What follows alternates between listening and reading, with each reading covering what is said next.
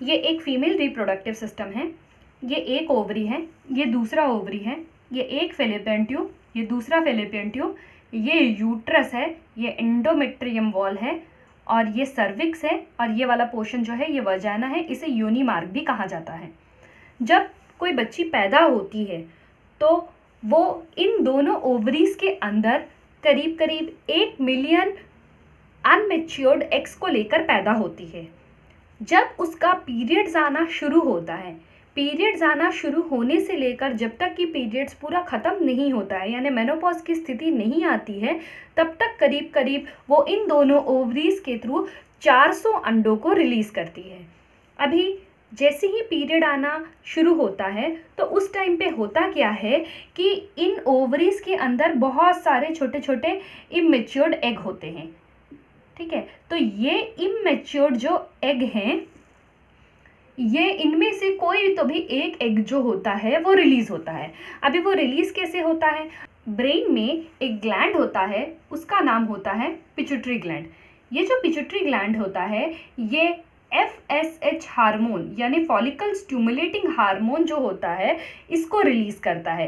ये follicle stimulating hormone जो रहता है ये ओवरी को सिग्नल देता है कि अब तुम एक काम करो, अब तुम जो भी तुम्हारे अंदर जो इमेच्योर्ड एग है उसमें से कोई एक अंडे को तुम उसको मेच्योर करो। फिर उस मोमेंट पे ओवरीज क्या करते हैं शरीर में, और कई हार्मोन्स जैसे कि ईस्ट्रोजन, प्रोजेस्टेरोन हार्मोन, इनका भी वो प्रोडक्शन करते हैं। During first phase of menstruation cycle, यानी जब पीरियड ख़त्म होता है उस पीरियड से लेके ओव्यूलेशन जब तक नहीं होता है उसके पहले टाइम तक शरीर में ईस्ट्रोजन हार्मोन बढ़ता है। उस ईस्ट्रोजन हार्मोन का काम क्या होता है कि जो सर्वाइकल म्यूकस होता है, जो सफ़ेद पानी निकलता है शरीर में से, वो ओव्यूलेशन के टाइम पे अगर आप ध्यान देंगे तो उसका जो डिस्चार्ज है वो ज़्यादा बढ़ जाता है। वो ईस्ट्रोजन हार्मोन उसको बढ़ाता है।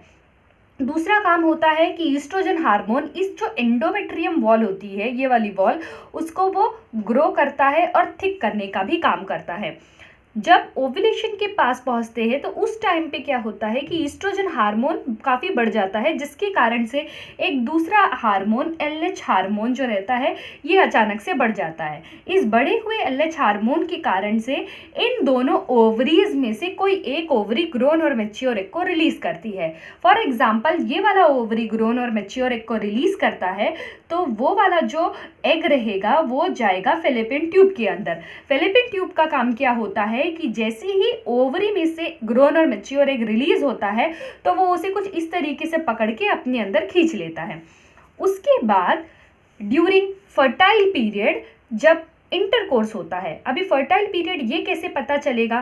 फर्टाइल पीरियड पता करने का एक सिंपल सा कैलकुलेशन है। अगर लेंथ ऑफ साइकिल 28 डेज है तो 28 माइनस 17 कर दीजिए, तो यहाँ पर कितना आएगा? ये आ गया 11, यानी 11, 12, 13, 14, 15 और ये हुआ 16। ये जो 6 दिन हैं ये 6 दिन रहेंगे, ये रहेंगे मोस्ट फर्टाइल पीरियड, और उसमें जो सेंटर है 14 तारीख को होगा ओव्यूलेशन। अभी ओव्यूलेशन सिर्फ एक ही दिन ओव्यूलेशन जो रहता है उसका प्रोसेस एक ही दिन रहता है, यानी जब ये अंडा रिलीज हुआ तो ये जो अंडा है ये सिर्फ और सिर्फ 24 घंटे तक ही जिंदा रह सकता है। इसीलिए हमेशा जो रिलेशनशिप है आपको ओव्यूलेशन होने के पहले से ही बनाना चाहिए, कम से कम 3 से 4 दिन पहले से, क्योंकि जो स्पर्म होता है उसको अंडे तक, स्पर्म जो रहता है वो जनरली 3 से लेकर 5 दिन तक जीवित रह सकता है, लेकिन जो अंडा है वो सिर्फ एक ही दिन तक जीवित रह सकता है। यानी जब अंडा रिलीज हुआ अगर उस टाइम पे यहाँ पर स्पर्म रहेगा तो उससे जो एग फर्टिलाइजेशन के जो चांसेस होते हैं वो काफ़ी ज़्यादा बढ़ जाते हैं। इसीलिए ये फर्टाइल पीरियड में अनप्रोटेक्टेड रिलेशनशिप रखना बहुत ज़्यादा ज़रूरी रहता है। जब फर्टाइल पीरियड में अनप्रोटेक्टेड रिलेशनशिप रखा जाता है तो उस मोमेंट में जो स्पर्म होते हैं वो जाकर सर्विक्स में यहाँ से यहाँ पर इकट्ठा हो जाते हैं। उसके बाद ये जो जितने भी स्पर्म यहाँ पे इकट्ठा हुए इसमें से जो स्पर्म हेल्दी हैं और जो स्पर्म का मोटिलिटी अच्छा रहता है वो जाता है यूट्रस के अंदर और वो ट्रैवल करता है फेलोपियन ट्यूब्स तक। ठीक है, तो ये गया फेलोपियन ट्यूब तक, जो स्पर्म है ये पहुंचा। उसके बाद ये क्या करता है, वो इस एग तक पहुंचता है और एग को फर्टिलाइज करता है। जैसे ही एग फर्टिलाइज हो जाता है उसके बाद एग में सेल डिवीजन शुरू होता है। वो फर्टिलाइज होकर पहले वो एक अंडा जो है वो 2 भागों में बटेगा, उसके बाद फिर वो 4 पोर्शंस में उसका सेल डिवीजन होता है, एंड देन फिर उसका सेल डिवीजन जो होता है वो 8 पोर्शंस में होता है, देन फिर उसका सेल डिवीजन जो होता है वो 16 पोर्शंस में होता है। तो इस तरीके से वो धीरे धीरे धीरे इनिशियल स्टेज में बढ़ता है। उसके बाद जब जो फर्टाइल एग है वो जाकर यूट्रस की लाइनिंग में इम्प्लांट हो जाता है, जब वो यहाँ पर जाकर इम्प्लांट होता है तो उस मोमेंट में प्रेगनेंसी आती है। ये ज़रूरी है कि जो फर्टाइल एग है वो यूट्रस की लाइनिंग में इम्प्लांट हो, क्योंकि अगर वो यहाँ पर इम्प्लांट ना होकर यहाँ कहीं पर इम्प्लांट हो गया मान लीजिए, तो उस मोमेंट में इक्टोपिक प्रेगनेंसी होने के चांसेस बढ़ते हैं, यानी ट्यूबल प्रेगनेंसी होने के चांसेस बढ़ते हैं। जैसे ही ये जो फर्टाइल एग है उसका सेल डिवीजन हुआ और वो जाकर यूट्रस की लाइनिंग में इम्प्लांट हो गया, तो उस मोमेंट में जो हमारा ओवरी रहता है ये एक दूसरा हार्मोन, प्रोजेस्टेरोन हार्मोन जो रहता है उसको शरीर में सिक्रिएट करना शुरू कर देता है। उस भाई बढ़े हुए प्रोजेस्टेरोन हार्मोन के कारण क्या होता है कि ये जो एंडोमेट्रियम वॉल है ये ग्रो करता है और वो कुछ इस तरीके से बन जाता है कि जैसे ही इसके अंदर में ये जो फीटस है आकर इम्प्लांट हुआ तो उसको वो सारे न्यूट्रिशंस को उसको वो पहुंचाता है ताकि उसकी जो ग्रोथ है वो अच्छे ढंग से हो सके।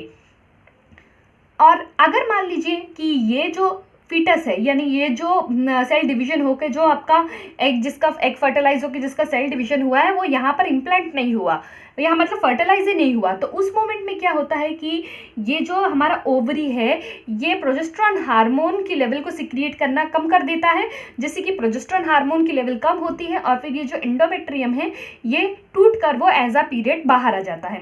इसलिए प्रेगनेंसी के लिए ये बहुत ज़्यादा ज़रूरी होता है कि ये जो यूट्रस है ना, तो यूट्रस में जाकर हमारा जो ये जो फीटस है वो यहाँ पर जाकर इम्प्लांट होना बहुत ज़रूरी है, क्योंकि जो ये यूट्रस होता है ये मस्कुलर बॉडी होता है यानी ये फैल सकता है, लेकिन अगर वो मान लीजिए ट्यूब पे इम्प्लांट होता है तो ट्यूब जो होती है वो बहुत ही पतली और छोटी सी होती है, तो ट्यूब ज़्यादा फैल नहीं सकती। तो क्योंकि और अगर आप देखेंगे तो ये जो फीटस है ये क्या है, दिन पर दिन बढ़ रहा है, दिन पर दिन जैसे जैसे बढ़ेगा वैसे ही हमारा जो यूट्रस है वो एक्सपैंड होगा, बट फेलोपियन ट्यूब है वो एक्सपैंड नहीं हो पाएगा। तो उस मोमेंट में ट्यूब रप्चर होता है और ट्यूब रप्चर होने के कारण से हेवी ब्लीडिंग होती है।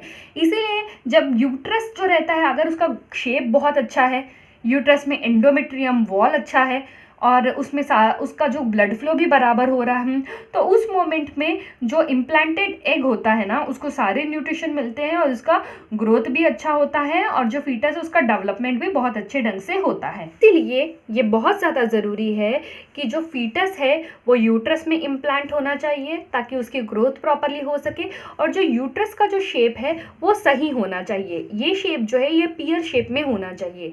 अगर मान लीजिए कि यूट्रस का शेप पीयर शेप में ना होकर वो हार्ट शेप में है या फिर बीच में यहाँ कहीं पर कोई ऑब्स्टिकल्स है, तो उस मोमेंट में क्या होता है कि जो फीटस है ना उसका ग्रोथ सही ढंग से नहीं हो पाता है, क्योंकि यहाँ पे ऑब्स्टिकल है।